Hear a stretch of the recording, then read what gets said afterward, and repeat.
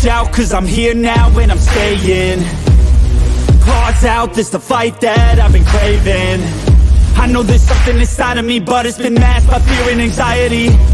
But no more, I'ma break out of the chains. Let's defiantly. Go! I'm waking up, this ain't enough. All of my dreams were starting to rust, but I believe that I can adjust. Positive thoughts, I'm starting to trust. Nothing's deserved unless you work. Something of worth requires an urge. I have been hurt by those at their worst, but that gave me will, some power, a surge.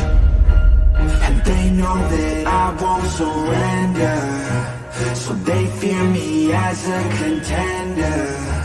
When I fight, they always remember, yeah. I will be known, I won't let go. I will not stop, I will be great. I will be known, I won't let go. I will not stop, I will be great. We came here to conquer, fighting like we're monsters. We can last much longer, we do this for honor. We came here to conquer, fighting like we're monsters. And we can last much longer. I am a hunter, I've been filled with demons and hunger. I am the thunder, I command the masses in numbers. Look at the fear in their eyes, this is what happens when you are surprised. It's time to meet your demise, just call me Zeus and look to the sky. Everything's amplified, no they cannot deny. I will be rectified, if you dissect me, find scars tissue left behind. Injuries that define me to my core, they'll hear me roar like never before. The pain I absorbed is feeding my core, I'm hard to ignore. I'll beat down your door, if you wanted war, well then you got war.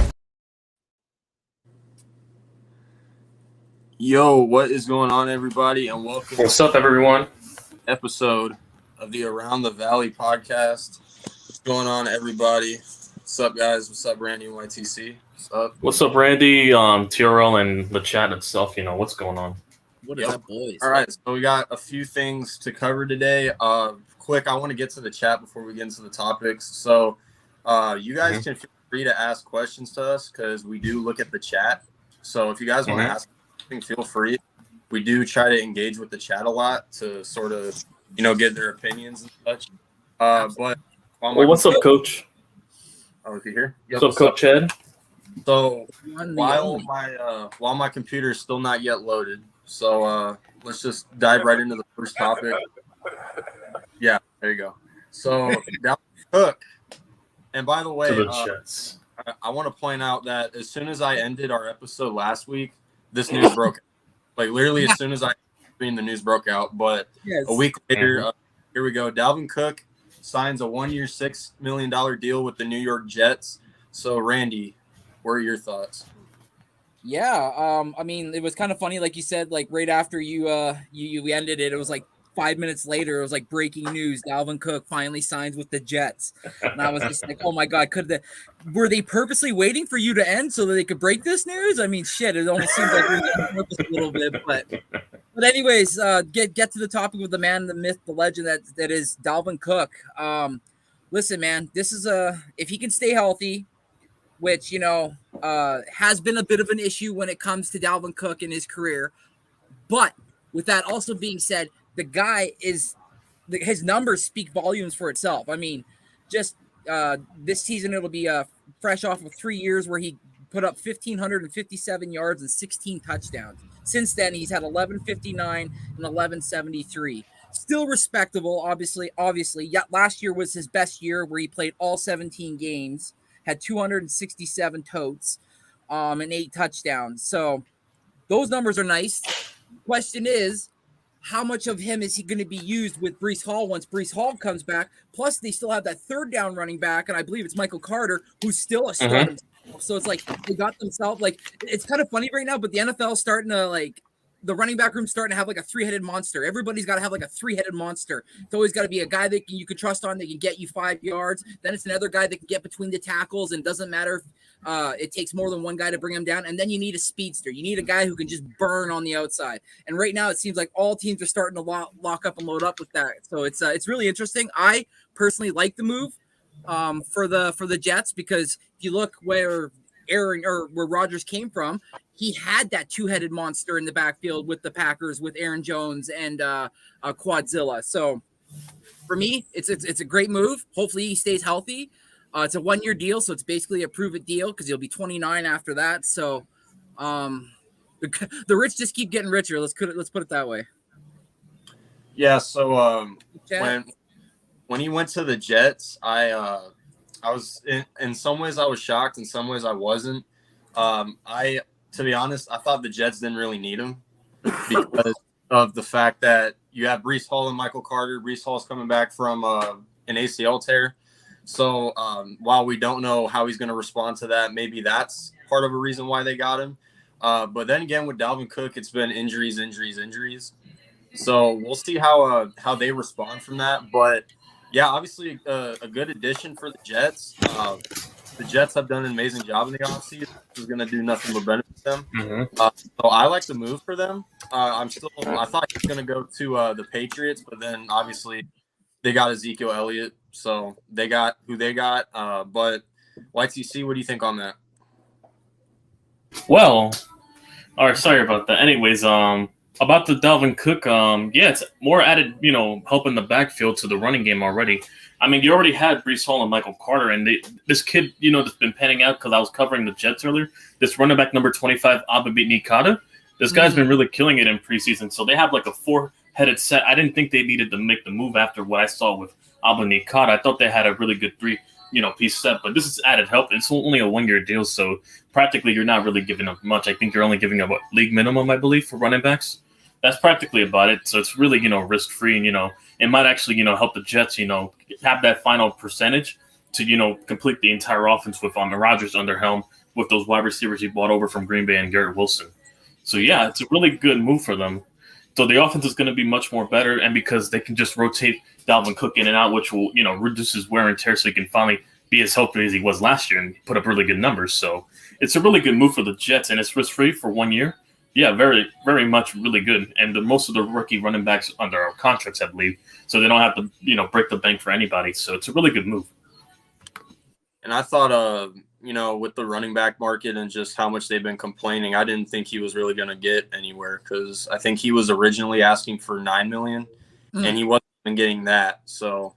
And he wanted to go to the Dolphins. Like there was a lot of rumors. Apparently, he wanted to go to Miami, right? Because of the state tax, so he can get more of that money, and so he's not dishing most of it out in taxes. Exactly. Yeah. Also, the other thing too that he brings to the squad is that catching ability out of the backfield too, right? So like Aaron Rodgers wants that guy that he can just throw it over the defense and let them get those rack yards. So. It's going to be interesting, and I also believe too, YTC, most of his contract is incentive based, so I think he's got to try to get 1,000 yards. Oh, so it's not fully guguaranteed. Okay, so yeah, he's gonna definitely be motivated to get his incentives and exactly all cylinders. Yeah, there's touches, how many totes he gets per game for incentives on like that. So and how healthy he is, if he's healthy for the whole season, I think he gets a $1.5 million bonus or something like that. So there's a whole bunch of caveats in his contract that allude to that cap hit that he has. So yeah. As for Arku's comment right here for fantasy purposes, I don't think it's going to, implicate anything for fantasy. I mean, the Jets are going to pass regardless, but they're going to, run the ball every now and then. If I'm you guys in fantasy, I would take both Jet running backs because they rotate those guys. They'll share, the same amount of carries, I think they'll be able to split carries. So they'll both eat well in fantasy and, basically average you around a good, 8 to 10, on the backfield, which is good for running back depth and for later leagues. So, yeah, that's something to look out for. Yeah. All right, so hopefully this damn computer loads. All right, but anyway, this topic isn't really gonna last long. But this topic, man, do I have something to say? James Harden's beef with Philadelphia. You make Arizona State. Well expected. It's James Harden. Well expected. You make Arizona State look bad. That's all I gotta say, James Harden. But Randy, obviously, and everyone else, we all know James Harden called out Daryl Morey, said he was a liar, and he will never play for an organization that he's a part of ever again. Right. So, Randy, what do you think about James Harden calling out the Sixers GM? Well, it was actually kind of funny because we kind of touched a little bit, and I believe it was Coach Coach Ed that brought it up on Wednesday when Mitch brought this up, because it kind of broke on the Tuesday or whatever after this when he said that. So, or Wednesday. But anyways, he basically said that it's like, you got to kind of see it from both parties. Like, you could see it from Morey in the sense that he went to Harden before last year and was like, listen, I need you to take a little bit of a pay cut so we can go and get some dudes for the squad so we can go on a long run. So Harden agreed. Now, there was probably a behind the closed door gentleman agreement shake on it. Like, listen, you take this pay cut, we'll kick you at the end of the season when you opt out, and then we'll get you a bigger contract. All of a sudden, they're like, no, like, we're not doing that. So smart Harden was like, oh, I'm going to opt in because I want to at least get something, because that nobody out there is going to try to offer him $35 million, especially after what we last saw in that Game 7 and him putting up 9 points. It's like, I'm sorry, that's the last image I got. I don't care if he's top 25 player all time or whatever. The last image I got in my head was that he flopped the ball bad in a playoff game that they needed to win, and he was nowhere to be seen. So for me, he was a smart person to opt in. And then now with him saying, listen, like, I don't want to beat you guys. There's only one team I want to go to, and it's the Dippers. And Morey's like, we're not taking nickels on the dollar for you. We're not going to just get like maybe a 2029 second round pick with like a top 30 or a top 15 protected first the following year or something like that. No, we want bodies. We need asses on the bench.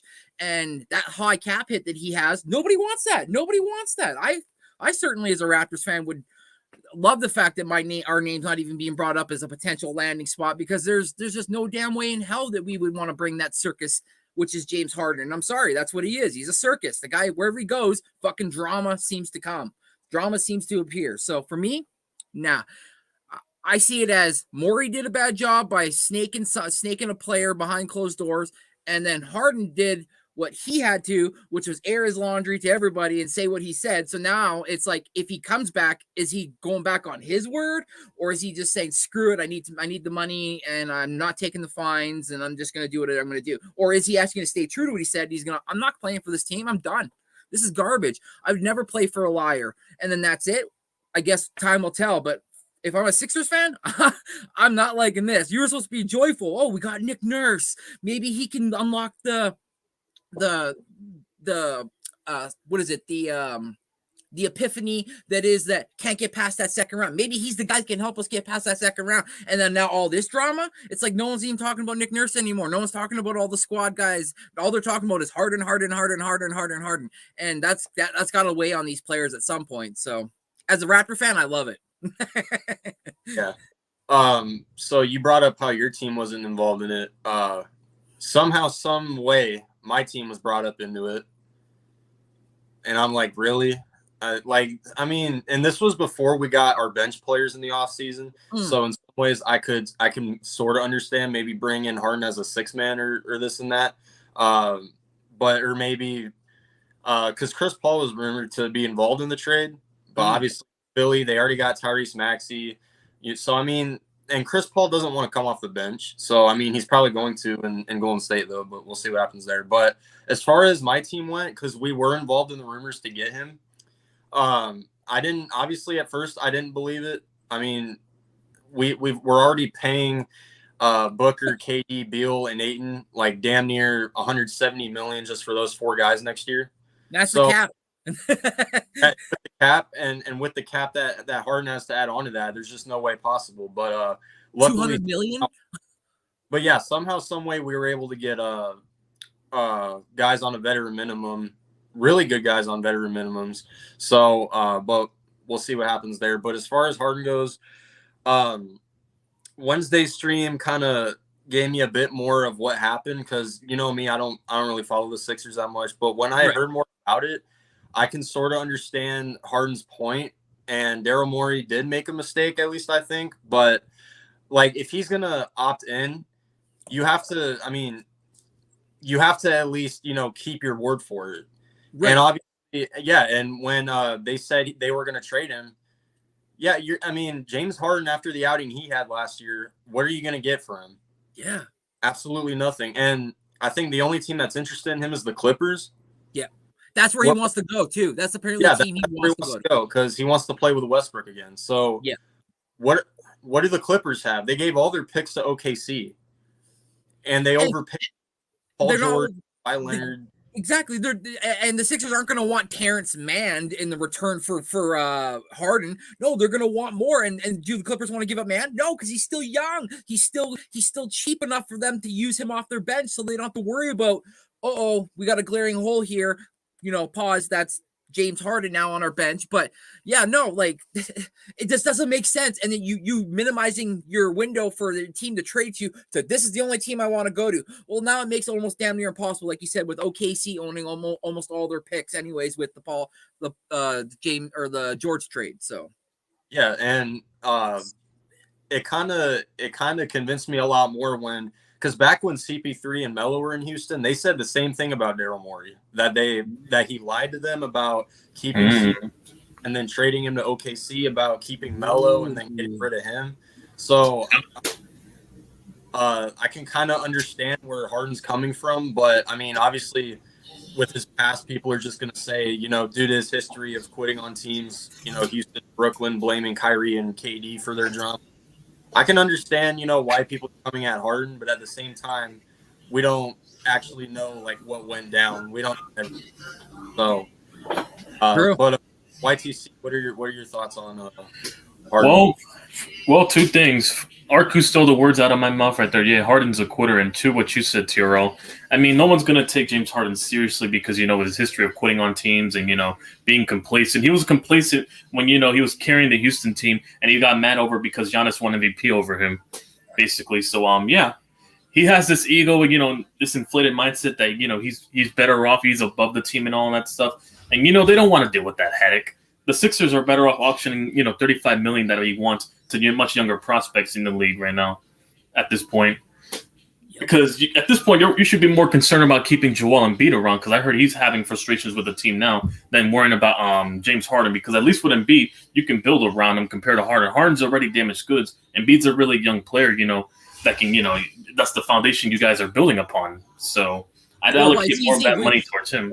If you're Embiid and you're sitting here and you're seeing all this drama and you're seeing a GM who's basically making backdoor deals and then falling back on him and acting like he never did anything, you would be like, I do not want to be a part of a shady organization ran by this guy here. No, this guy's lying to our face, and then when it comes time, he's like, I didn't say that, or I'm not doing that, or blah. We don't. From Embiid's perspective, yeah, I can understand that, but I'm just saying from the general manager's perspective, like if I'm the owner of the Sixers. Yeah, I'm saying from their perspective, from Embiid's perspective, yeah, I definitely agree with you there, Randy, for sure. Yeah. But yeah, at this point, he can go get a fresh start on some other team and probably, they'll build a foundation over there around him and, he'll have a fresh start. Because sometimes half of these players, when you surround them with drama, throughout the course of their life, when they change around, yeah, it all goes away and then, they feel better. Yep. Oh, wow, Mitch. All right, bro. All right. Yeah, we'll see what happens with James Harden, though. I would love for And also, I did not want him on the Knicks, by the way, too. Forgot to mention. Hell no. I would love for him to go to the Clippers. I would have pulled up the Madison Square Garden if that happened. I would love for him to go to the Clippers and watch him fail there, too. I would really love that. If he goes there, that would end up being the geriatric center, like where all the old guys go to fail. That's where people go. They go to the Clippers to fail. That's just what to end your career. Yeah, that's practically the Tennessee Titans for wide receivers, the equivalent of star players over there. That's practically, if you think of it. Paul Crawford, Lou Williams, Kawhi and PG now. Kawhi and PG, Paul George, fucking I can go on and on.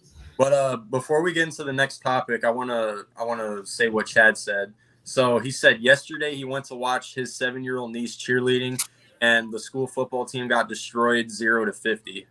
Damn. Well, at least she did her best, I guess. So yeah, she had a good time. That's all that matters. If you and your niece had a good time at that point, make the most out of it. I mean, yep. You have to lose in order to learn and win. But yeah. On to the next topic, and hopefully we're on this one for a while because I'm sure we all got a lot to say. The NBA in-season tournament. So I'm looking at information about it right now. I can't share it because my screen won't load for some random reason. But the in-season tournament. So there's going to be 6 divisions, and there's going to be 4 or 4 or 5 games. And I want to read out the divisions too. But before I read out the divisions, I kind of want to get your guys' thoughts real quick before I jump into it. So, Randy, what are your thoughts on the in-season tournament? Do you think it's a good idea? Do you think it should have just stayed hidden away or what? Well, from what I heard from what Coach said, I guess they do it in the WNBA. This is what they do in the WNBA. So it makes me wonder if the NBA execs saw something over there that ended up working. But that's the NBA execs. I personally don't like this at all. I think this is gonna end up either being where we're gonna see our star players either rest on the bench for these games, and you're gonna see like the bench players and like the role players play more during these so-called in-season game tournaments, because the team's not gonna want to overuse their go-to guys for when it counts most during the playoffs. Because like this is at first I was like, I heard it wasn't gonna be added games for the season, it was gonna be played during the season or whatever. Now I'm hearing no, it's added games. So now you're putting more mileage on these guys that we already see take days off during the season to begin with, and then have trouble staying alive during the NBA playoffs. So for me, it just sounds like it's got failure written all over it. I just wonder if the NBA is going to see the first season and go, you know what, this didn't work, but let's try to do it again next year with a little bit of this, a little bit of that. And it's like, no. If it didn't work the first year, it's probably not going to work moving forward.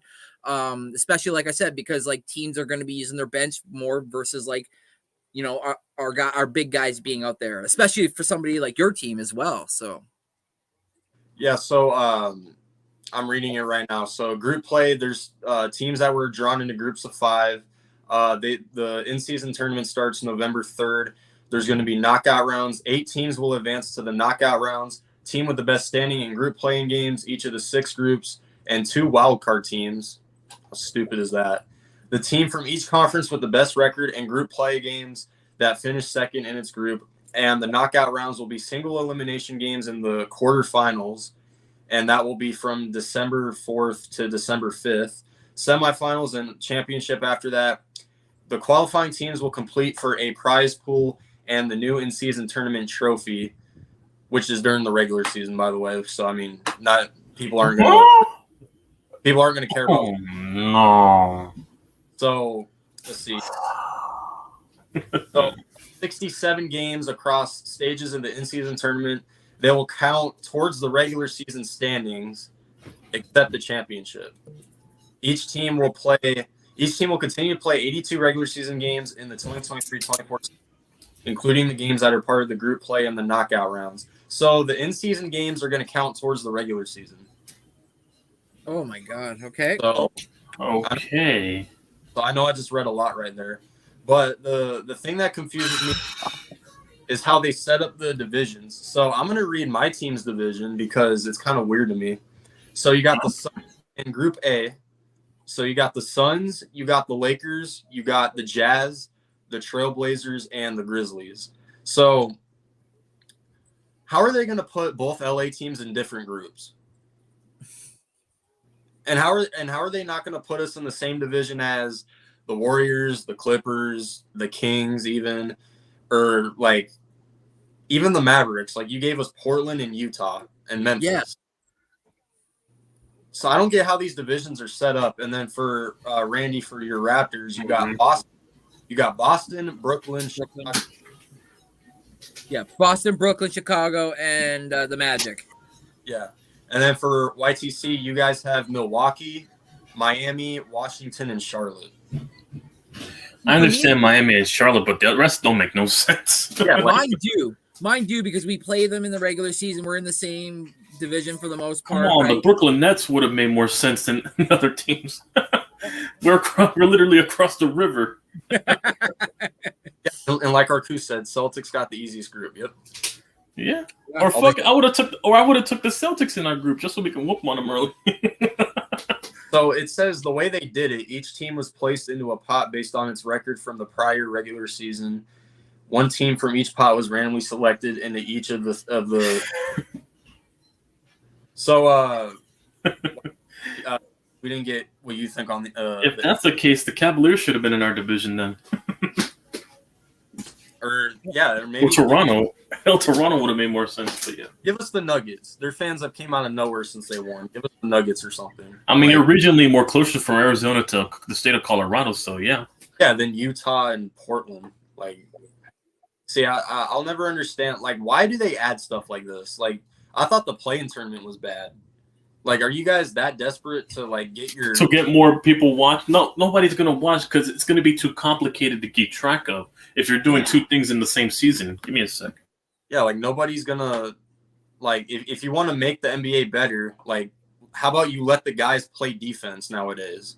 Yes. Or something like that. Or I don't know, man. It's just like that's the one thing I've always wanted. Just get the league back to where it was, where you can play defense, not like fouls weren't an issue, but they're doing stuff like adding a play-in tournament and adding an in-season tournament now. So I honestly feel like I wouldn't be long until we see them add another line, and that's the 4-point line. You know? Hey, listen, at this point, they might make it a 4-point line at this point. Yeah.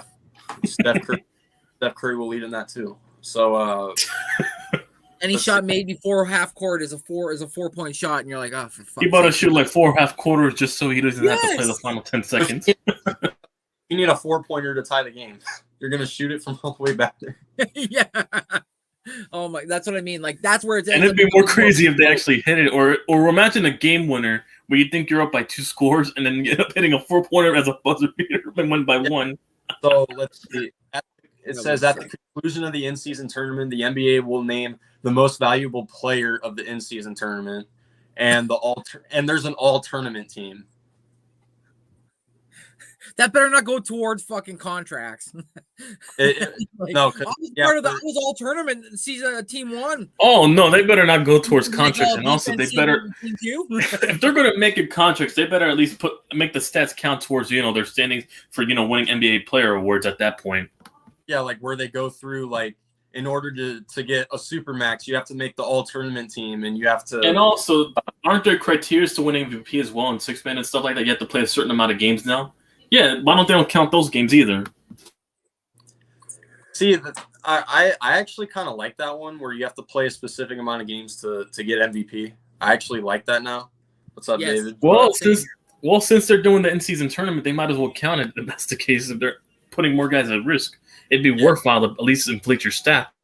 I agree, Arku. I'm the same with Arku. Yeah. I hate watching games where the other team just doesn't care and the other team's just whooping them. It's like it's not fun. It's just boring. They sit out for the regular season and then they come back in the playoffs. Like I'll never get that. And they'll just sit out for like the first half of the NBA and just let the role players take over, and then they'll come back to like around January, February to make a push. So let's see how the schedule is going to run on this. So the teams that are in the same division will only play each other in the in-season tournament. That's all it'll be. And then in the knockout rounds, they'll start facing teams from other divisions. So like it's basically only 4 or 5 games where you play, like for my team, the Lakers in one game, the Grizzlies, Jazz, and Blazers on the other, and then it's only and it takes a while for those games to finish too, because it's from November 3rd to the 28th. Yep. And we're only playing 4 teams throughout that entire. Yeah. Yep. For practically nearly 2 months, if you really think of it, from that span from November 3rd to December 28th. It's so there's gonna be so much going on. You're gonna be like, oh, thanks for tuning into my game tonight. Oh, it's an in-season game, by the way. Game, and then you have to wait, I think, another week for the next one. So, I mean, like, see, and travel, all that extra travel too, like that's gonna fucking ridiculous. All the extra travel and too much to. I mean, the casual NBA fan's gonna have too much to follow at this point, because people are gonna probably be tuning more to football at that point when it's playoff time compared to that. Where if you live where there's blackouts, like there's times where blackouts as well. Yeah, if you don't have certain they black out the games. And nobody's going to pay no subscription just to watch one simple game for a select amount of games. And that's probably what they might even try to do. Oh, just for $5.99 you can join the in-season tournament. Yeah, cool. No. Just for $5.99 a month, or hell, they might even bundle 2 divisions for like $20 a month just so they can get their bread up and black out every other game after that. Yeah, only have a select few. Basically, another regular season game, like anyway, except you're just playing for an in-season trophy, which is kind of identical to a bubble ring, if you ask me, and then Yeah. a tournament team. It's like what are A bubble ring. So that's basically a consolation prize for being third. It's the equivalent of winning a third place in a World Cup. Well, like yeah, Arku said, he's like, there are going to be some teams that might take this seriously, and he thinks like his Thunder might be a team that might just run rucksack through this tournament, which they could because they're so young and hungry, and they're guys like I hate to say it, but when you're young and dumb, you don't know any better, so they'll go and ball out in these tournaments thinking, oh, there's extra bread attached to this, like we get an extra 50 or 60 G's or whatever, right? Oh, I can go get that new chain I wanted, and I don't have to drop none of my money. I just have to work, just have to play hard on these 4 games plus maybe X, Y, and Z games that we win in the tournament or whatever, right? It's for the league at this point. Especially they take it serious even more if what you say happens, and in order to get a Supermax, you have to make a tournament, whatever. I feel like if this tournament survives, that'll be a reason why you can get like a Supermax. I just have this stupid, funny feeling that they'll be like, oh, but you got to also be all NBA, all in-season tournament all in season, accolades and this and that, stupid. Like so many asterisks besides that being like all NBA in-season tournament. It'd be too much to follow at that point for the eyes. Defensive team too. It's like, oh, what?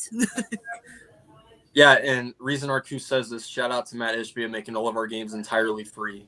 Best owner in the NBA. Oh, yeah, I heard that, yeah. At least you get Suns games for free. I got to go on a website to watch the Knicks. I hope so.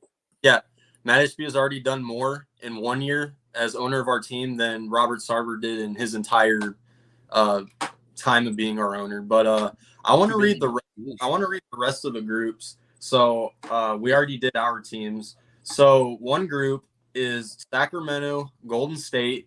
That's reasonable. And then you got the Timberwolves, Thunder, and Spurs in one group. So teams up in Texas and the Midwest and up north. Makes sense. And then you got the Nuggets, Clippers, Pelicans, Mavericks, and Rockets in another group. And then for the last group, you got Philadelphia, you got Cleveland, Atlanta, Indiana, and Detroit. So all these groups don't make sense. Especially that Denver one. Like you got people going. Yeah, especially the Denver one and the Suns conference. Yeah. What? Denver, going to the Clippers and then going to New Orleans. And then down. Yeah, they have to travel. Yeah, they got to travel all the way to New Orleans and then what? Oh my God! Right by next week.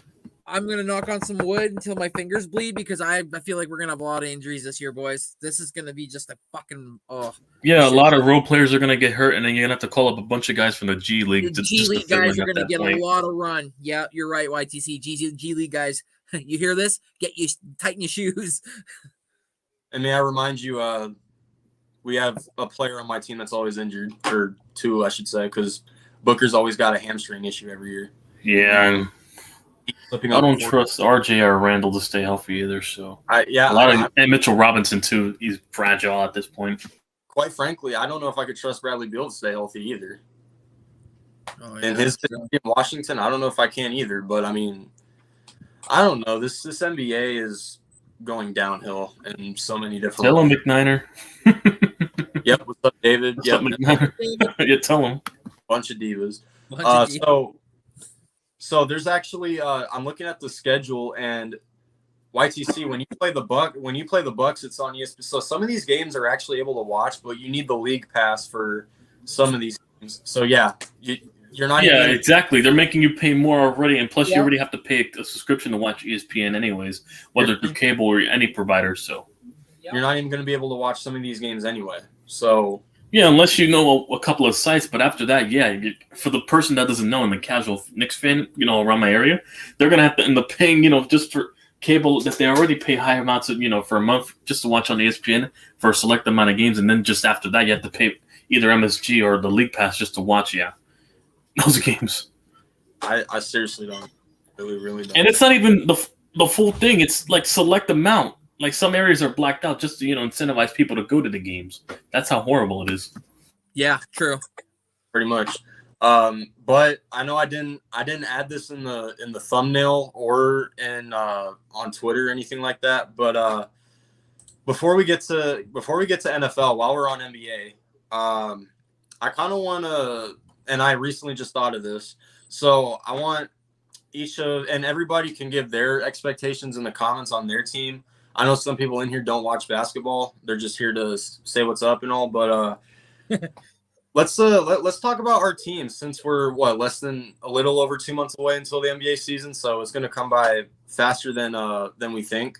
So I'll start with YTC. So what are your expectations on the Knicks next year? I do expect us to take a slight step back, around the 6 to 7 spot, somewhere around there, hovering around the playing in and the 6th seed. Because we didn't do anything, to address any situation to get better. Unless we trade for a superstar before the deadline, I don't see anything else changing, I mean, we have the assets to go after a superstar because of all the first rounders and second rounders we have for the next 6 to 7 years for sure. Unless we make a trade, I don't see nothing much improved. Or, even if we do trade for a superstar, we'll practically be back to where we were, around 5 or 4 at best. But nothing really much is going to change. I do expect a slight step back because, teams are going to have us figured out. We're still having the same coach. All we did was just get a bunch of bench players and, readjust our bench basically.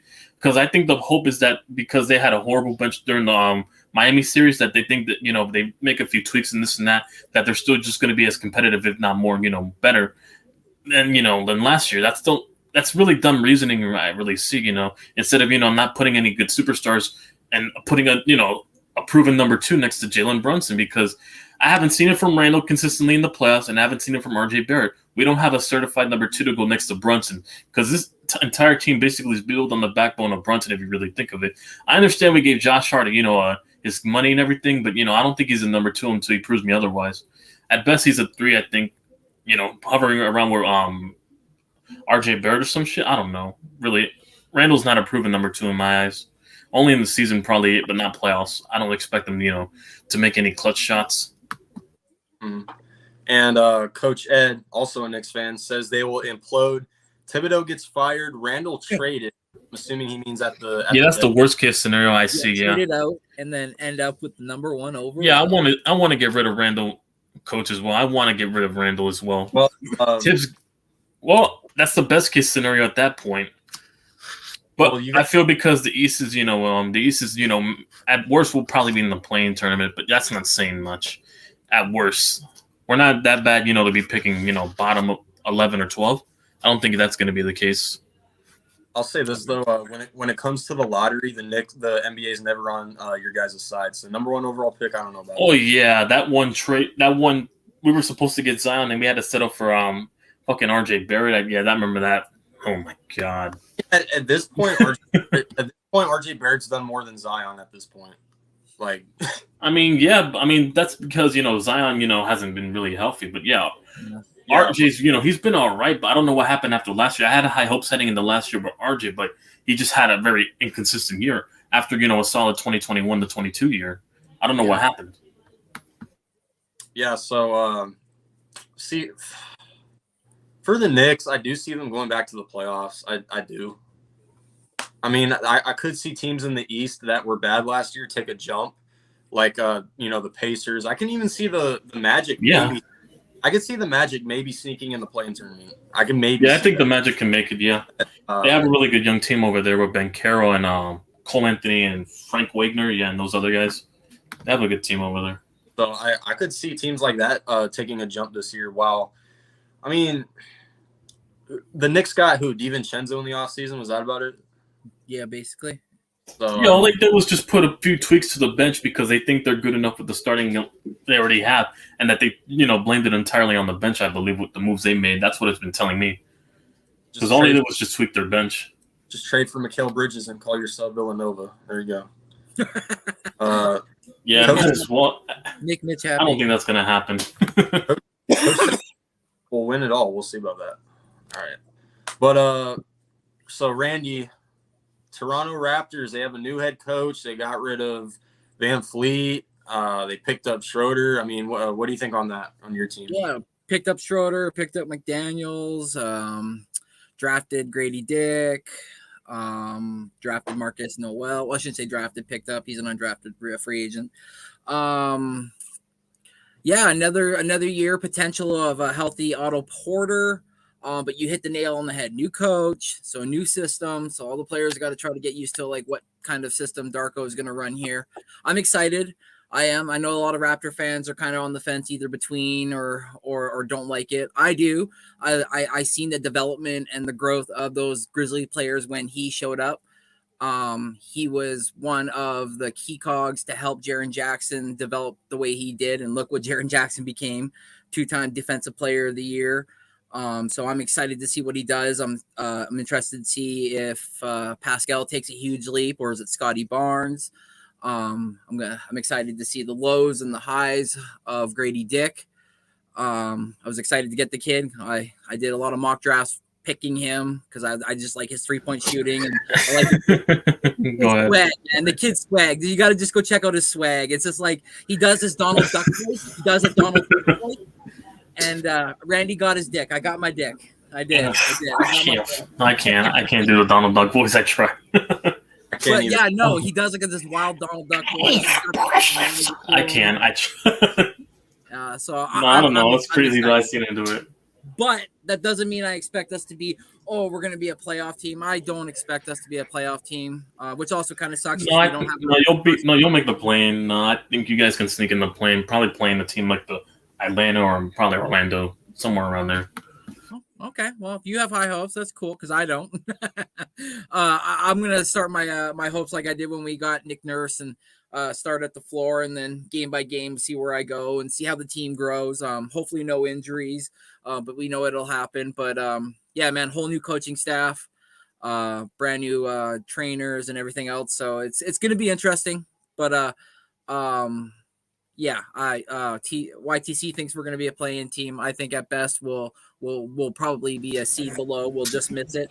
But like I said, we'll have our first overall pick next year because we traded it to the Spurs to get Jakob Poeltl. So we're going to see what happens. Yeah. Wow. I mean, yeah. Have a first-round pick next year. No. Watch our HJ develop into a small version of his dad. Ron Harper Jr.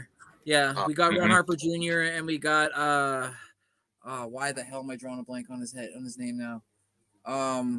But yeah, Ron Harper Jr. is going to develop. Like that's the thing Darko said. He's going to let all the guys have a fresh run, a slate, like a run on the slate. Where with Nick Nurse, it was strictly the vets. He didn't care about the young guys. If they didn't work, it was garbage. The funny thing is though, Nick Nurse, during our season in November, when you had all the guys quote unquote injured or needing rest, that young squad went 5-0. Just saying. But anyways, I digress. But you Sixers fans have fun with Nick Nurse. That's all I gotta say. So should I be happy my team didn't get him? I don't think he would ever went to you, to be honest. I think he wanted to go wherever the MVP was. To be Okay. Brutally honest with you. I think honestly, every time we lost, and I hate to say it, but every time we did lose to the Sixers, he wanted probably to get his hands on Joel Embiid because he thinks that he could unlock him even more because of his defensive style and maybe make Joel Embiid a defensive player of the year even too. So, but it's his ignorantism, like how he comes across, like he'll be throwing the players in the media a lot. I don't know if they're gonna like that. So he did it up here all the time. I also read something Marquise Noel said he's gonna be the best Raptor to ever play. He wants to be known as the GOAT. Yeah, the greatest Raptor of all time. Yeah, he wants to go down. And it's kind of funny. He said, I'm following in the footsteps of Fred VanVleet. I was an undrafted rookie.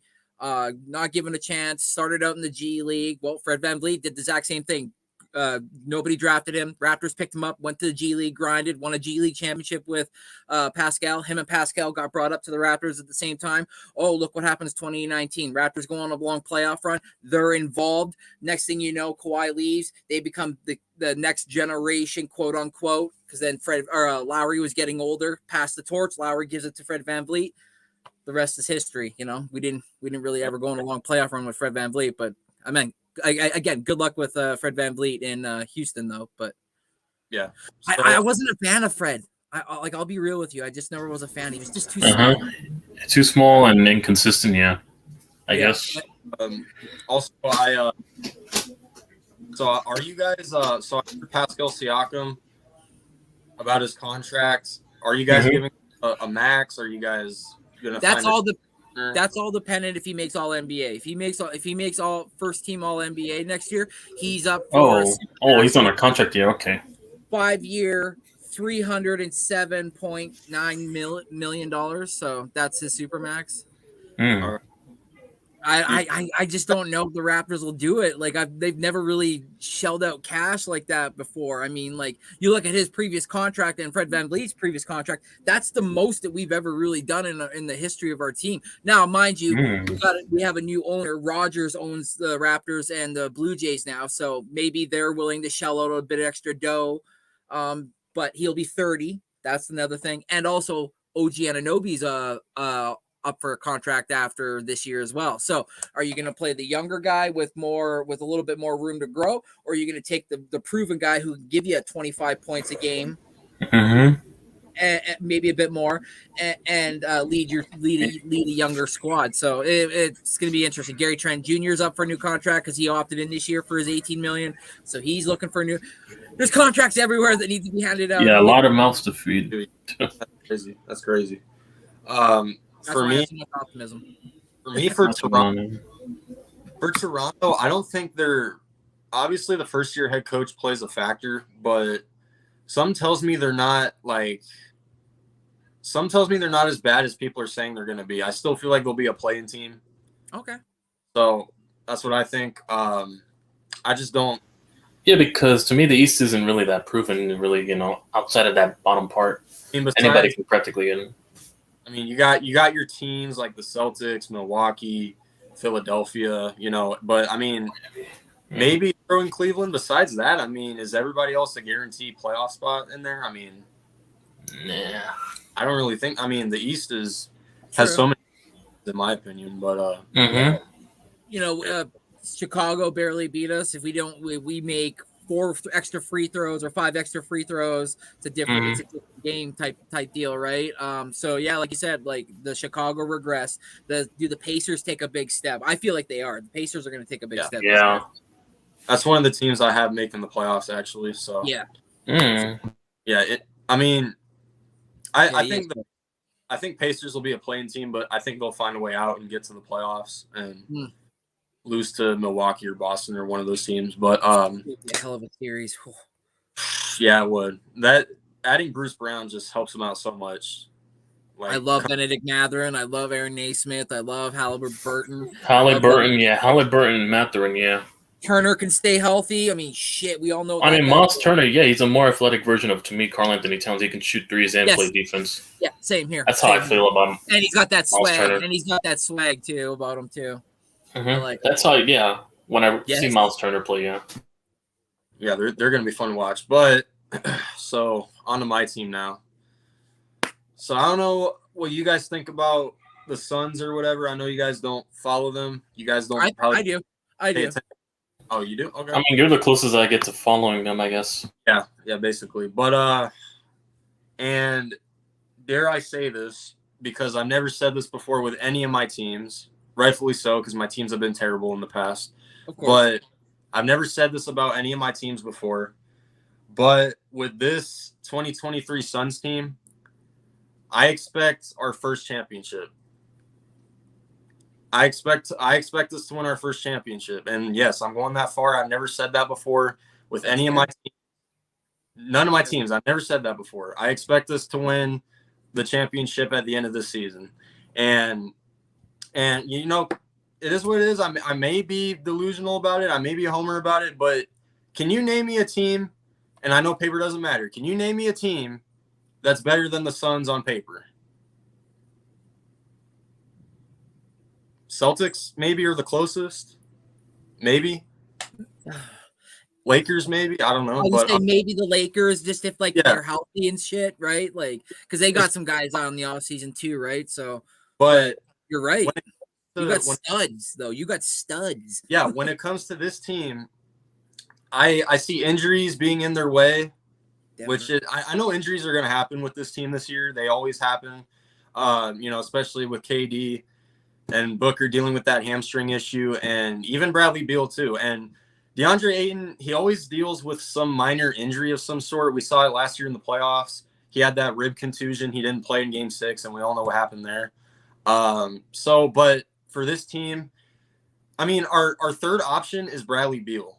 That's literally our third option. You got Booker and KD, Bradley Beal, DeAndre Ayton, who as a fourth option averaged a career high 18 points and 10 rebounds last season. And in the playoffs, yes, he sucked, but and a big reason on why I say on why I think Ayton did not develop and play well last year in the playoffs was because of his drama with Monty Williams. Because it all started back in Game 7 of that Dallas series. Ayton and Monty had a bit of a disagreement. Monty takes Ayton out, keeps him out for the rest of the game. We get knocked out by a team with just Luka helping him out. After that, it went downhill for Ayton. His numbers started to drop. Like RQ said, if we're in elimination games, we can't get embarrassed. You have to close the games out. Now, I will say the addition of Frank Vogel, definitely a big improvement. He's a defensive-minded coach, which was a big issue of our team last year. We had no defense. We let guys like Russell Westbrook completely dominate us in the playoffs. Like I never saw Westbrook dominating against us. I didn't think that was going to happen, but he ends up doing it. Frank Vogel, he says it like he guarantees it. He says that he is going to bring DeAndre Ayton to where he is supposed to be as the number 1 overall pick, which, to be honest, I think that's the only reason why we kept him. If Frank Vogel wasn't high on him, I feel like, okay, James Jones would have found trade partners for him because there were teams looking to trade for him. So I feel like if Frank Vogel didn't want to keep him, we would have traded him. But with this team and with this bench that we have, we've signed Yuta Watanabe, Eric Gordon, Drew Eubanks as a backup to Ayton, Keita Bates-Diop, who can come off the bench for Ayton as well and maybe play the 4 or the 5 with Drew Eubanks coming off the bench. And can shoot it from 3. You had guys like Watanabe shooting 51% from the corner last year, which is never left. That's probably the only place he's probably going to be in, just the corner. Maybe if Booker can find a guy open, because they're gonna double team. Obviously, I mean, you can't really double team anybody. I mean, on this team, you can try to do it, but there's always going to be that other guy that's open. Right. So I just and when you look at the West did get tougher. I'll say that. Lakers, I feel like, is our biggest threat. I mean, I would say Denver. They did keep everybody except for Bruce Brown, but the Lakers and Suns just did so much more in the offseason. I just can't pick a team in the West that can beat us as of right now. Now in the East, if Porzingis can stay healthy, I could see Boston maybe competing with us, assuming we get to the finals, which hopefully. But like I said, I have high expectations for this team, rightfully so, and I feel like this is a championship year for us. And if we don't get it, it's this year or next year, however long we keep our guys. Obviously, probably the biggest failure in sports, which is why we need to win this year. So, what you guys think about the Suns? But I do expect us to win it all this year. That's where I'll leave it at. But yeah. Well, when I was a younger lad, and I followed the Vancouver Grizzlies, because the Vancouver Grizzlies were my team first before the Raptors. I was a big Steve Nash fan, and I ended up doing a school paper on Steve Nash and learning that he would bounce golf balls in the hallway to work his handles so he could get the ball in and out quicker and stuff. And I was just mesmerized by his ability to just find guys with a wild pass and they were always a lob threat. So I followed him wherever he went. And when he went to your Suns, I was a big Suns fan. Those I think it was 4 years or 3 years, 4 years. Yeah, 4 years. Yeah, 4 years. I was a big fan of his, and I was like, oh man, are the Suns going to be the team to unlock the championship chest so that my Raptors could follow them next? Because at that point now I was a Raptors fan, and the Grizzlies were gone to Memphis, and I remember I'm like, if Nash could win an MVP, I think they might have a chance. And then Nash wins 2 MVPs, but you guys never won it. I'm like, whatever. But you know what, bro? Fast forward to now. This is the squad. If a healthy squad like this can stay healthy, like you said, who's scaring you? You know what Boston brings. They can crumble in the playoffs if you guys get shots off. which you will do, and if Frank Vogel can unlock DeAndre Ayton like he said he can, I mean, at this point, is it even fair when you come to town? Is it even like it's like you said, is at this point maybe like if you going up against the Lakers or maybe Milwaukee or something like that. But like even then, it's like if Giannis has an off game and you guys can shut down Middleton, what Drew Holiday is just gonna take you guys off? No, you guys have so many weapons all over the place. So it's I feel like you're right. You're right to say this is championship or bust. Like honest to God, like. Yep. This is the Monstars versus the Loon Tune. Like you guys got the squad, man. Oh, wow. Back to and before I read Arku's comments, back to Aiden real quick. Oh yeah, I know. Yeah, so before him and Monty Williams had a disagreement, people forget the 2021 playoff run that DeAndre Ayton had. People forget that. A big reason why we went to the finals was because of DeAndre Ayton. He shot 80%, I think, against the Lakers in the first round. Second round, he completely shuts down Nikola Jokic. And I mean completely shuts down Nikola Jokic. And then against the Clippers, he was able to get those rebounds, play some good defense against guys like Zubac. Occasionally he was on Paul George a lot for some reason during the pick and roll, and he locked him down pretty good. So before Ayton and Monty Williams had a disagreement and before his numbers dropped, he was, at least in the playoffs, when we went to the finals, he was a big reason why we got there. And obviously in the finals, Giannis, drops 50 on him, and we all know what happens there. And that's where it all started to go downhill. But before that, he was looking like the actual number one overall pick that was the reason why we took him. So, and he bulked up. He started to bulk up too. So it was like, oh, this dude could take over the NBA. He was getting a lot of like comparisons to like some legends, and then everybody was like, holy shit, this could be the next one. I remember exactly like you said, and then all of a sudden it was just like it was like, what's going on? Like, is he not like, does he not love the game? That's what I kept questioning. Is he just not in love with the NBA anymore? But yeah, who knows? And then Arku says, if Shea wins an MVP, would you root for him, Randy? Oh, I always root for SGA. I keep forgetting Shea's a Canadian. I keep forgetting that. Yeah, FIBA, baby, August 25th. He's playing for Team Canada. Yeah, speaking of that, I mean, Ayton and Eric Gordon both playing for the Bahamas right now. They are balling. Wow. Like, I know it's a different level compared to the NBA, but, I mean, Eric Gordon dropped 27, I think, off the bench the other day. And DeAndre Ayton was able to haul 21 rebounds. So, if Ayton has a bounce back year, man, this will be crazy. RJ Barrett had himself a game. I think it was against Germany. Mm-hmm. He only missed one shot. He had 35 points. He was I think he was 8 of 8 from 3.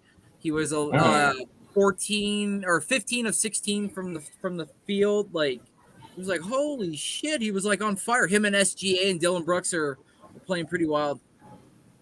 Dylan Brooks. You're gonna say that. He is.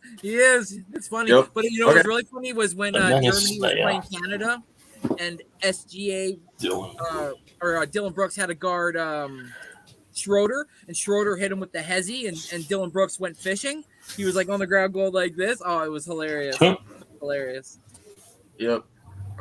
But a lot of NBA talk we just did right there. So let's get to the NFL, and this will probably be the last topic because we may be talking about this a lot because preseason week 2 just wrapped up, or it's about to wrap up. There's a game today. Yeah, tonight, but it's none of our teams, but yeah. Ravens. So Randy, I'll go in order since all of our teams played in 3 different games. So Randy, your team played on Thursday. They tied with the Cleveland Browns 18-18. So how did the Eagles do? The Eagles, there were some question marks. There's a glaring hole at backup quarterback because Marcus Mariota is not the answer. That guy gave up a fucking safety when he should just threw the ball away. So we were already down 2-0 before we even had a chance to have the ball. Yeah, man. Other than that, Miles Jack started to slip in the depth chart. Zach Cunningham started to go up. The old Cunningham of 2020, when he put up 163 tackles that year and led the NFL with Houston, is starting to show out. Nakobe Dean finally got a chance to play since it's been injured a little bit with dealing with a groin thing, and he balled out. We had a bunch of injury scares. A couple guys got taken off on a cart. Obviously, you guys know that Zeke McPherson tore his ACL, so he's one of our special teamers. He's out. He led special teams last year with close to 500 snaps. We lost Tyree Cleveland, which him and our third string quarterback, the guy we drafted this year from Sanford, Tanner McKee, who's actually looking pretty good actually for a kid that looks like he's got cinder blocks for feet. He cannot run for the life of him. He starts running and it's like, no, he's going. He's like, I'm going, guys, I'm going. It's like, and but when it comes to his arm, that's what he's known for. The guy's got a cannon for an arm. He's precise. He's got a lot. He had a couple over the shoulder passes on some guys where it was just like, damn, he's dropping some dimes. The wide receivers that we had couldn't catch the fucking things though. The running game looks decent. The depth of our running back room I like a lot. Some of the offensive linemen did not too bad. And like I said before, guys, I don't take the wins and losses for what they are. I look at the development of our players from game to game, and I like to see who's going to be who. Sidney Brown, my guy from Canada. Fucking machine. I am so glad we took him. I'm surprised the guy fell the third round. He is a fucking ball hawk. Anywhere the ball goes, it's like as if he has burners on his feet. He is there. I think he might be playing himself onto a backup role as a safety because Reed Blankenship and Edmonds apparently have the 1-2. I see him as a guy who slots right in right after one of them gets tired.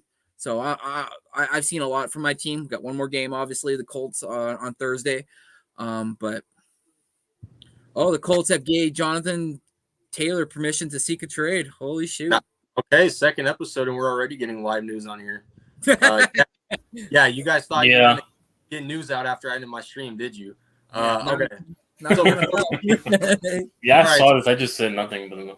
But before we continue that, let's talk about this now. Colts are giving Jonathan Taylor permission to seek a trade. What the hell? Future Chief, cough, cough. Now stop. As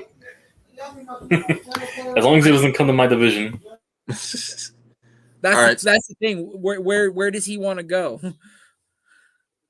I don't know. DeAndre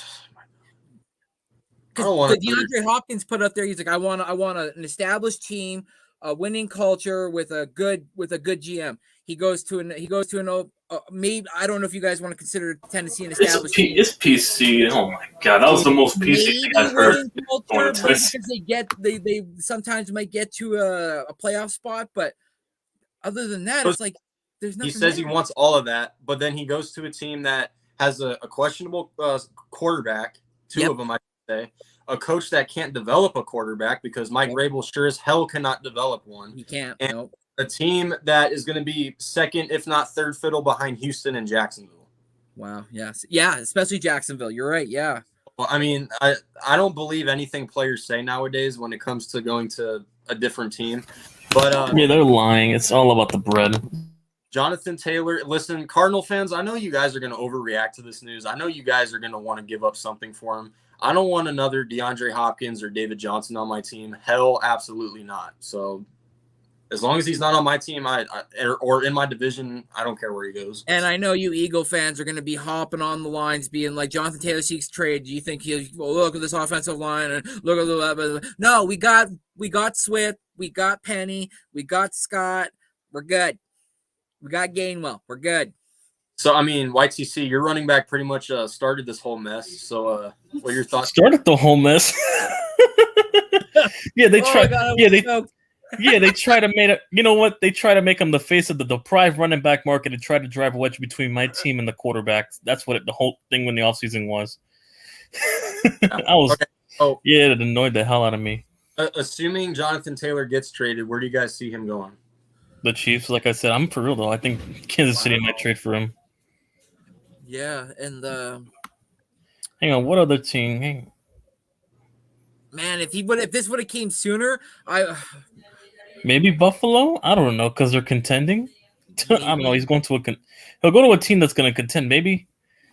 And like I want to say the Bengals, but they got Mixon, so they can't say that. I got Ravens, but they got J.K. Dobbins. How much do they trust him though? Can't say the Jaguars. They have ETN. That's it.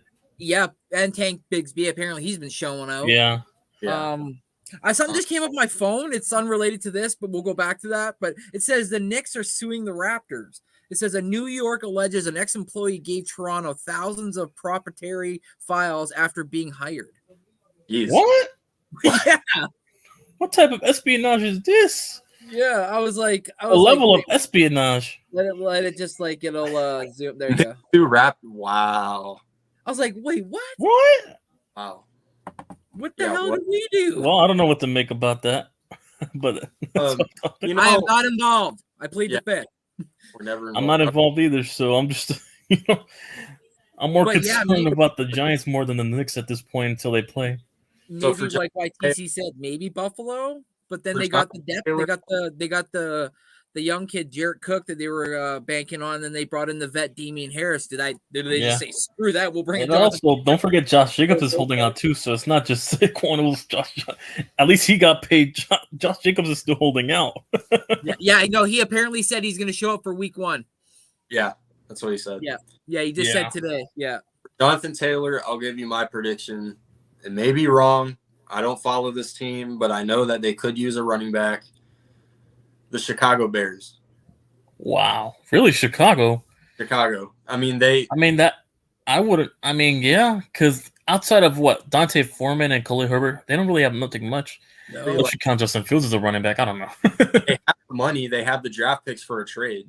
They're the only team. I think, they're the only team that, I think that would be a final piece for them because they have DJ Moore. They'd be scary though, man. Like if you think they'd have a 3-set skill scenario. They have the quarterback, who shows a lot of promise. Obviously, with Bears fans hyping up Fields. Then you have a running back that can take the pressure off him and draw double teams to get 1v1 situations.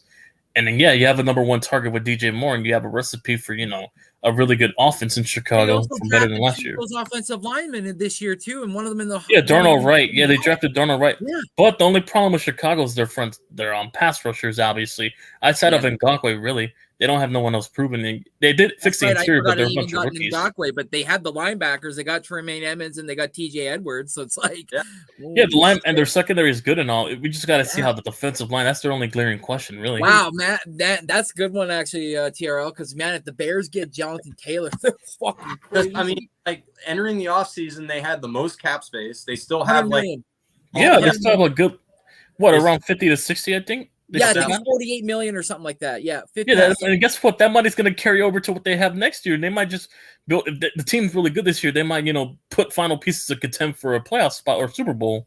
If they get Jonathan Taylor, that's basically saying we believe in Justin Fields and we believe that not only do we can contend, but we might even be able to try to win this division. Yeah, if they pull that thing, they think they're that confident they can win with Fields and with division. Yeah, that's what the move would practically say. I mean, anybody can come out the North, really. Even Jordan Love, if he ends up playing, out of his mind, if he ends up turning around the regular season, they might take him. If you really think about it, a lot of teams got a running back, but if you think about it, really, the Bears don't. They don't have that guy, and that would be the they don't have a proven I was gonna say, the Falcons, but I'm like, no, they got Bijan and they got Tyler. No, they got Bijan and Algier and the other guy. Yeah. Yep.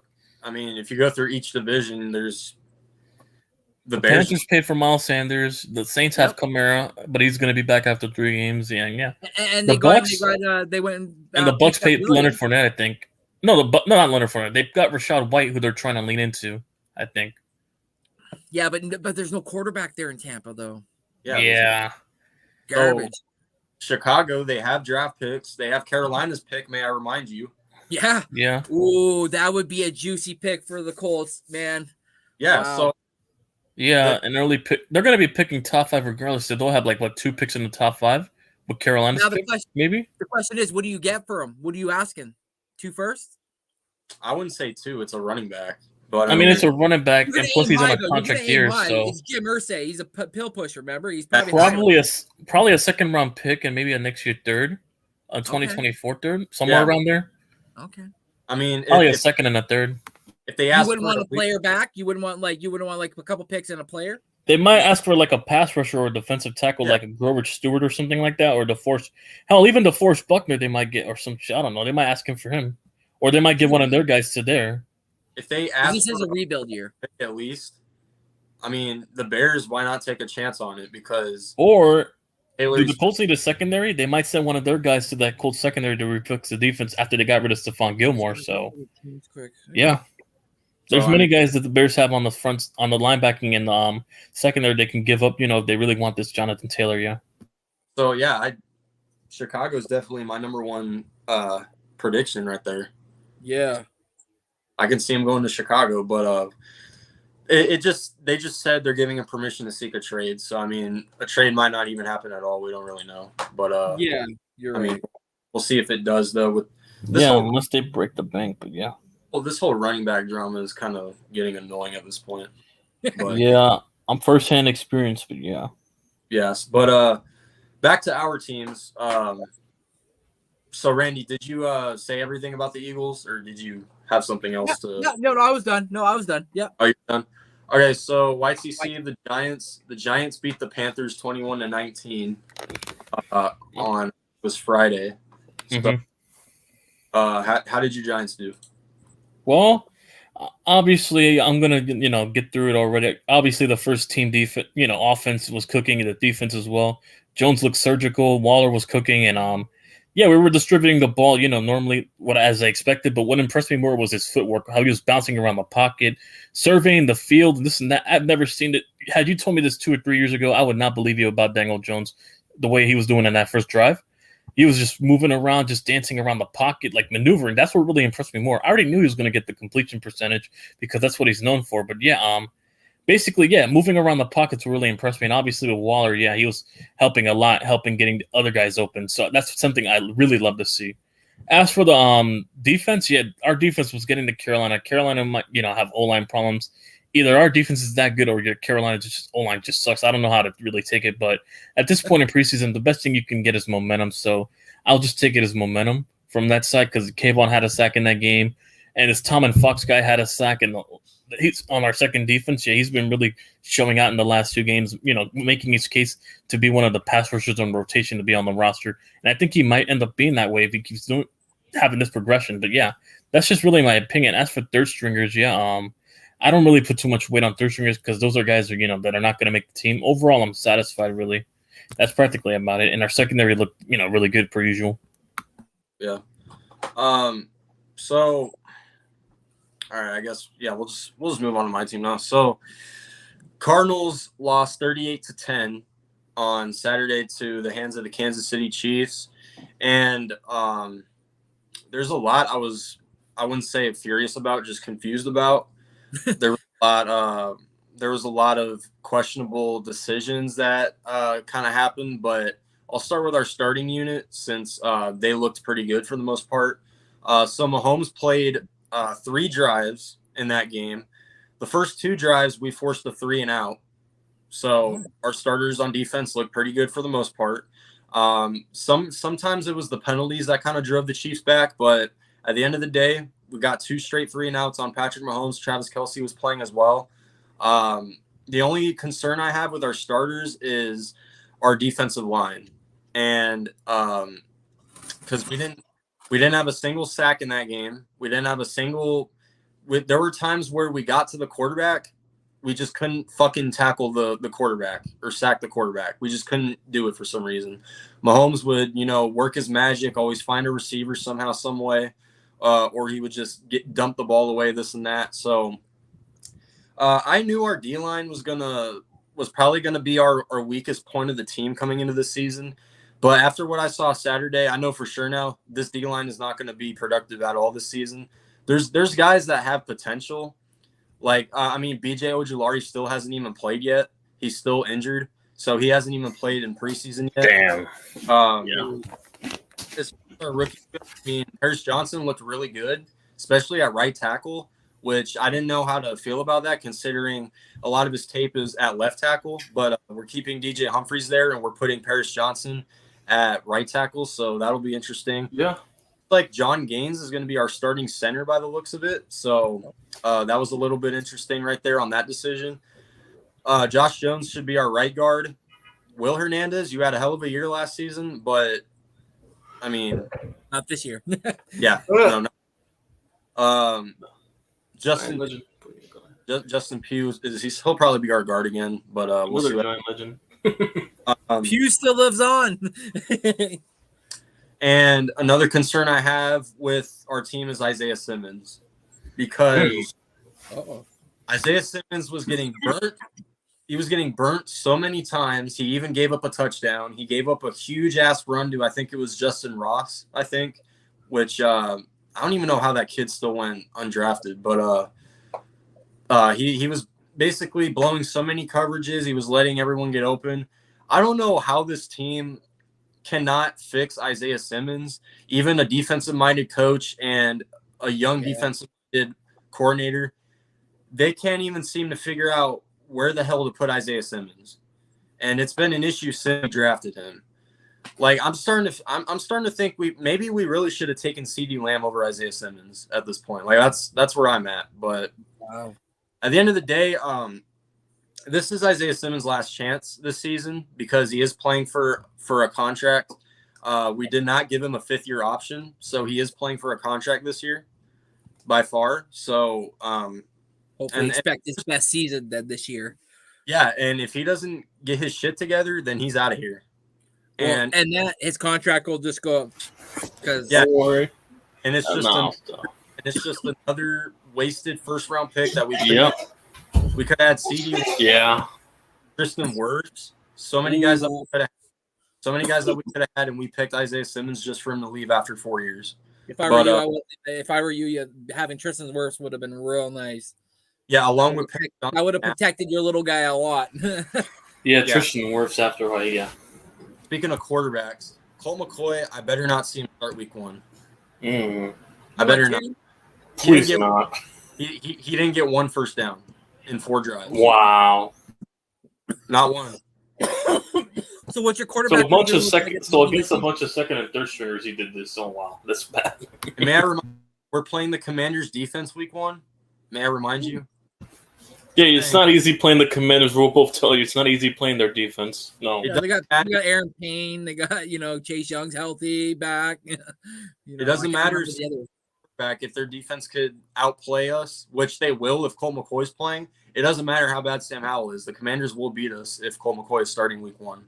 And start Clayton Tune if Kyler's not available. Who's your backup? Who's your backup? Then it's Colt McCoy? Clayton Tune, Colt McCoy, and then David Blau. Oh, you got Blau. Okay. Yeah. So if Kyler's not ready week 1, start Clayton Tune, see what he can do. I mean, he should have had 2 touchdowns on Saturday. Mm-hmm. The referees took both of them away from him and bullshit penalty calls. Or no, one was a penalty. The other one was an overturn because Greg Dortch dove. He crossed the pylon. They overturn it. They say it's 1st and goal, and we end up getting the touchdown anyway. Which, speaking of that, Keontae Ingram, he better be our second running back behind James Conner, because if we cut him, I mean, Corey Clement, he's okay, but like Keontae Ingram was breaking so many tackles. He was able to get open when we needed to dump it off to him. So he better be our RB2 behind James Conner. So there's a lot of decisions that Gannon has to make as far as our team goes. There's definitely a lot of guys that don't deserve to be on this team and should get cut. Just hopefully Austin Ford makes the right decision. But heading into next week, we're playing the Vikings. So see what happens there. We're also having a joint practice with them too. Oh, sick. So we'll see how it goes there. I'm pretty sure Clayton Tune's getting the start for that game. I think Colt McCoy is going to sit this game out, I think. So see what happens there. But that's the Cardinals. So lots of. We got the Jets coming up. But yeah. So yeah, you guys got the Jets, and the Eagles have Colts. Yeah, Colts. Yeah, we're playing Rodgers, by the way. Yeah, I don't know if we're going to start Jones in that game. I'm assuming we're starting Tyrod Taylor and Clayton soon. We're not going to risk Jones a week before week 1. I think we're probably going to play the backups. All these rookie quarterbacks that got drafted high, they're looking terrible. Yeah. Like absolutely terrible. Yeah. I can't. Like they look like some of them, like Will Levis looked like trash, but he wasn't drafted high. But I don't think he played in their last game. no, I don't So think he no. played. No, So, no, they're like, we don't want to see that again. so Malik Willis could actually be QB2 Mm-hmm. behind Tannehill. That's ridiculous. And then Right. CJ Stroud, I'm pretty sure he didn't have a touchdown again. Oh wow. Anthony Richardson, I'm pretty sure Gardner Minshew is outplaying him. So Yeah, what's up with Ritter, by the way, too? He got outplayed by Heineke for some reason. Shit, you guys called it. I mean, yeah, I wouldn't be shocked if Heineke's the starter week 1 because he's more experienced. Yeah, it I blows wouldn't be my shocked. it blows my mind how bad Trey Lance is still playing. Oh god. I can't believe how bad Trey Lance is now. It's crazy. Yeah. All those picks for nothing. It's not just I mean, him. Brock Purdy looked terrible too. Sam Darnold looked like the best one out there. That's what I heard. I heard Sam Darnold. Damn. Yeah, Sam Darnold looks like he was the best quarterback out there. Like I don't know. Niners, but at the end of the day, like in my recent years of watching the Niners, it doesn't matter who's playing quarterback for them. They'll always find. They always have a top 5 roster every year for some reason. Yeah. Yeah. Yeah. always find a way. until it really matters. Mhm. Keys. So I mean, NFL season's right around the corner. Yep. Even though my, 7th, it starts. even though my team's gonna suck, I can't wait. Still can't wait. It's still football. So Can't wait Right. to upset Dallas Sunday, but yeah, definitely. It's still fantasy season. It's still fantasy season. So Yeah, I'm waiting till the preseason's over. Then I got to do 2 other fantasy leagues right on September 1. Yeah, before the season starts. Wait till preseason's over. Yeah. So Yo. injuries. yo, freaking halftime, man. what? What's up at halftime? Oh no, on Twitter because you two were in the group chat. No. Let's see. Oh, so the Cardinals released a punter. Okay, never mind. Who cares? Well, I heard we're interested in trading for Aquara for the Giants right now. The other Oh, Aquara. Like We need a last year, linebacker. last year our punter was like terrible. So and our Same punter here. in preseason, like he had Our punters are good. I think he punted 5 times. 3 of those punts were behind the 20-yard line. So I'll take that. Nice. Special teams is still an issue for us because we still can't get past like the 25-yard line whenever our Count drive. as well, but yeah, our Same special here. team struggles as well. Same here. Yeah, so I mean, I don't know. I mean, yeah, special teams is definitely gonna have to improve, especially with Kyler coming back. You don't want to give him too much work to do. So Yeah. see, that's the biggest concern for me. Like Kyler coming back from his ACL tear, Being Mhm. forced to do more than what he needs Yeah, to. forced to do more than what he needs to. Yeah, and rushing him early than he should be. and You want him to be calm and collected and just kind of like you said, just do the job, which is just get the ball out. You don't want you out there trying to bust ankles. We don't want you out there like trying to be Superman. No. You got to remember, you're just coming back from a very serious surgery. So yeah, you're coming back from an injury that could maybe change the entire way how your career goes. So yeah, I don't want to say it, but Robert Griffin, you don't want to be in the. So I just read this. Darius Slay said it's not going to be much longer until we're saying Devontae Smith is the best receiver in the league. yeah. Mm. So I know they're teammates, but that's a big take right there. So Yeah, the Slim Reaper, aka Slim Batman. Uh-huh. yeah, I still feel like Justin Jefferson will be the best, and I feel like he's already the best receiver right now. Yeah, But, Jefferson's the best. Yeah. Yeah, and shout out to AK for letting that trade go through. I just got Justin Jefferson in our fantasy league. Oh, wow. oh, Traded. what? No, wasn't that Spongy? No. It's in another league we're part of. No, but didn't you get somebody like for in the league that we're in, the sleeper one that we're in? Mhm. Yeah, who did I trade? Who was it? Because Spongy was the one that made the trade. It's on Speaking of Sleeper, trades, right? yeah. I'll check. My other league, I got 2 first-rounders, so I'm ready for But that. yeah, I got Justin Jefferson and Deshaun Watson for For a backup? Justin Herbert and Chris Olave. Did you get Deshaun for like as a backup or like Yeah, as a yeah. I have Burrow. That's cool. in the draft, I was smart, and I'm like, I'm gonna take 2 really high end quarterbacks. It might burn me, but I'm like, someone's gonna want to trade me because they're gonna land somebody that they don't want. And AK didn't do the draft; he auto drafted it because he wasn't there. So he ended up actually getting a good team because he was picking first overall. So the computer automatically took Justin Jefferson, but I was second, and that's who I wanted. But I ended up actually still being able to. Oh yeah, I traded I got DJ Moore from Little Spongy for Pachenko. That's all it took. Yeah, For that's all it took. That's crazy. And then in another draft, and in the same league, I drafted with halftime or traded with halftime because he's a big DJ Moore fan, and I knew that, so I took him in the draft so he wouldn't. Just in case he ended up taking somebody I wanted, which he did. It was Bijan Robinson because I wanted Robinson really bad. So I have high hopes on that kid. I think he's going to blow the roof off this league. So I ended up trading DeAndre Swift and DJ Moore for Bijan Robinson. So my team right now is Justin Burrows, Saquon Barkley, Bijan Robinson, Jamar Chase, Justin Jefferson, Mark Andrews. And then my bench is Nick Chubb, Miles Sanders, Jamal Williams, Terry McLaurin, and Jerry Jeudy. Jesus. Damn. It's a small league. There's only figures. Okay. I think there's Still a really good team though, even though for a small league, but yeah, crazy. 8 of us. I'm trying to win now. I got 3rd place last year. I'm trying to win now. Yeah, same here. So I think Joe Burrow was my quarterback too. I had Joe Mixon and I had Saquon as my running backs. I had Kyler Murray, but he got hurt. Yeah, but you got in. No, I'm talking about this year. This year I have Joe Burrow, Joe Mixon. No, I'm saying last year as well, but yeah. Yeah. I had Kyler and Kirk Cousins, but yeah. My backup though was this year. My backup is Garoppolo, I think. So Nice. hope Joe Burrow's ready for week 1. Well, I got Purdy and Yeah, Jones fingers for the crossed. sleeper league. That's it. Yeah, so I need to win right now because I've been close so many years. I need to win right now because it's, I just need. Yeah, I've already won one. I'm trying to run it back. I already won one, but yeah. I came second in one of my leagues last year, and then the year before I came 3rd. So I'm looking, like you said, to win one. But I don't know. It's been 3 years. I always start out 3-0, and then for some stupid fucking reason in my head, I'm like, I gotta make a move.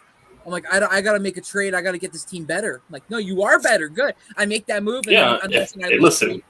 And then I'm battling wins and losses every week. I'm like, Hey, listen, if it ain't broke, don't fix it. That's how I look at it. right? Yeah, I'm stupid that way. I'm not questioning if I start 3-0. Fantasy, it is what it is. But Yeah. we covered all the topics. Is there anything else you guys want to talk about or want to add? Yeah.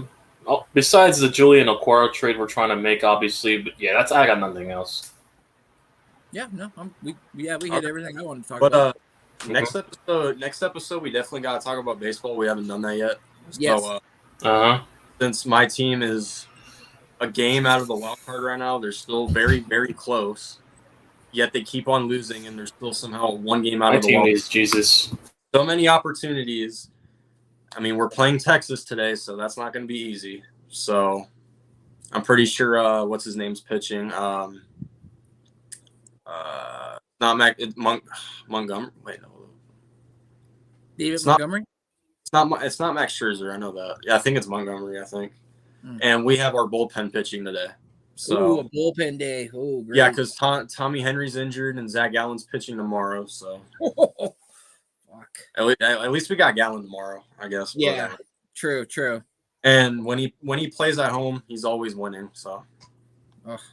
But we barely scraped out our win our series last year against the Reds. We lost 2 of 3. We won the last one 10-4 or 10-4.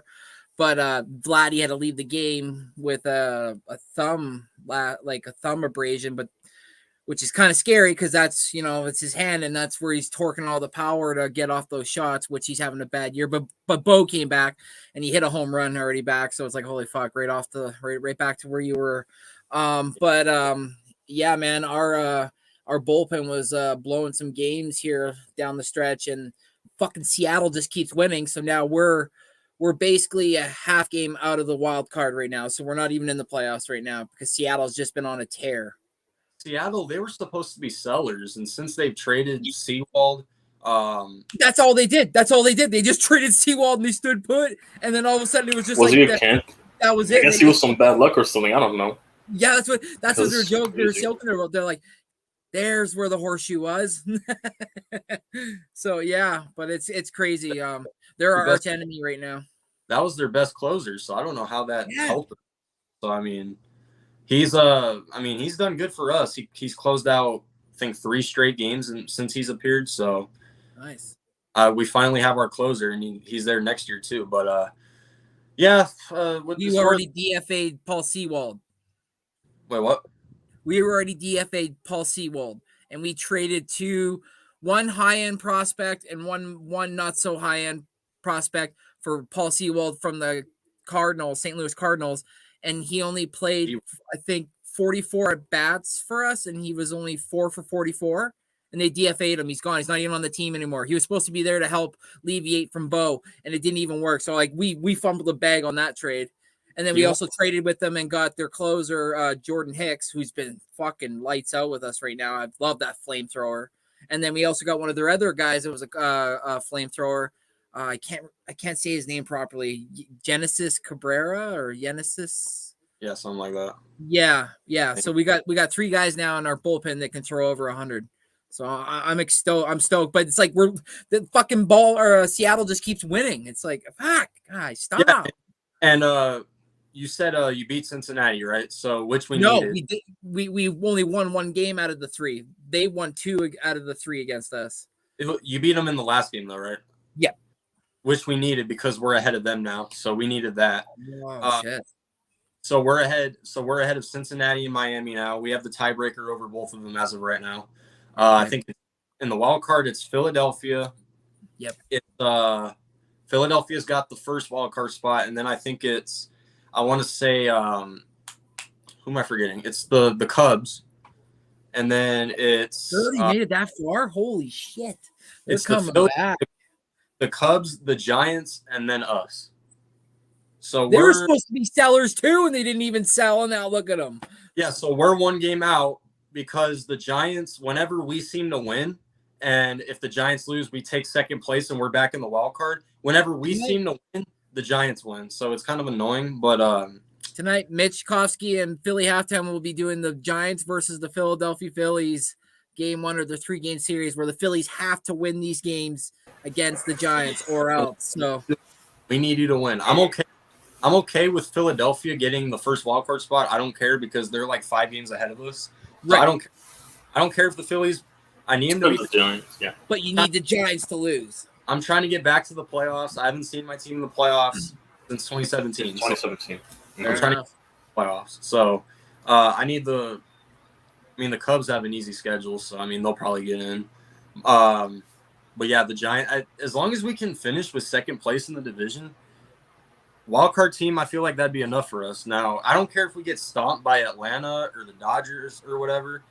I mean, I do care if we lose to the Dodgers because I'd be hearing it. Yeah. I'd be hearing it for the rest of my life. But Especially from David. yeah, as long as I see my team in the playoffs, that's all I care about this year at least. Because I still feel like we're a couple years from World Series contenders. So that's all I care about. But yeah, I love the nostalgia of your team, especially with the Randy Johnson era. We haven't even called up Drew Jones and Jordan Lawler yet, so we're not even at our full potential yet. So interesting. See what happens there. We have one of the best farm systems, so that's something to look forward to. We called up this kid David Schneider, and he played his first game during our road trip against the Boston Red Sox at home in Boston, and his first pitch ever from Paxton Lynch, and he sent it over the Green Monster, pimped it. Next at bat, does it again. Finishes the game, has a couple more hits or whatever, and the very next game, pimps it almost all the opposite way into the team's bullpen. Now they call him they call him Davis Babe Schneider, like Babe Ruth. Yeah. I love it. He's got this Whitey. like dirty stash and wears glasses. Oh man, he's becoming an icon. Yeah. YTC is listening like, okay, Shohei Ohtani just needs to save us. Did you guys hear that? Yeah. Did you guys hear his reported rumor? No, I just need Jesus to save the Yankees right now. Just I don't care what happens at this point. Whoever gets fired, yeah, just let him go. Did you hear his reported contract rumor? 12 years. He wants 12 years, $789 million. Yeah, good luck. Jesus. Good luck. Almost Oh, we're gonna need a bargain for that. I would just say a Billy. That's a bargain for that. You're gonna, yeah. His contract, I think, was Mike Trout, I think, and that's only $400 million. So good luck with that. Wow. No, but could you imagine if someone God signed damn. that? Like, we're not Man. soccer, we're baseball. Yeah. Yeah. I think it was half 789 million. If someone does that, if that ended up happening, what's going to happen after that contract's done? There will be a cap in baseball after that. Watch. Yeah, because ain't nobody getting paid $1 billion for imagine. And then after TRL's team, if they end up like say your guys like are doing good, but like something happens and you're like, man, we just need that one extra piece or whatever. But he's a $22 million piece. Your owner's like, I'm willing to go into that luxury tax if maybe pushes me into like close to the $200 million threshold. Then I think the NBA might start putting a cap system like the NHL has. And you watch the NHL a little bit, so you know about the cap system in there and like how like most players can't make more than $12 million. Otherwise, you're cap strapped for a lot of stuff. Like when it comes to like the Oilers with paying McDavid and Draisaitl both $12 and $11 million. That's $23 million out of an $82 million cap. How? Okay. Have fun signing your goalie and the rest of the squad, right? So, yeah. Obviously, basketball less players, but still, you get it. You get the idea. Yeah. So, but as far as baseball goes, that's for another episode. I definitely want to talk about the playoff push maybe next week or the week after as we get closer to it. I think there's like 50 games left. Yeah. So there's still a lot to talk. Chris Boucher won in NASCAR yesterday too. Woohoo! Watkins Glen. That's cool. I don't really watch NASCAR, so I mean, Yeah. It's okay. Yeah. Acquired But taste. we'll see what happens next week. So hopefully something big happens, so we can talk about it. We kind of got through. We kind of got through those topics a little bit fast. So we'll see what happens throughout this next week that we can talk about. But appreciate you guys for coming. I appreciate the chat for coming by too. Make sure to sub up to Next Shift, Randy, and YTC Productions. He's almost and sub up to the guy over here. Yep. Almost at 4K. Almost at 4K. So get in there. Get in there. Yeah. Get in there. So we'll see when I can get some guests on here. I might not get guests until the NFL season actually starts. So because I got plenty of NFL people out there. So see what happens there. Anything else you guys want to say before I wrap it up? Well, good luck to all your teams in preseason, and may the better teams win, and nobody gets hurt. Because the best victory you can always come up from preseason is that nobody gets hurt. That's the best victory out there, really. Yep. Right on. Anyways, see you guys soon. Yep. Mine is just a shout out to my followers. I just hit 250 subs.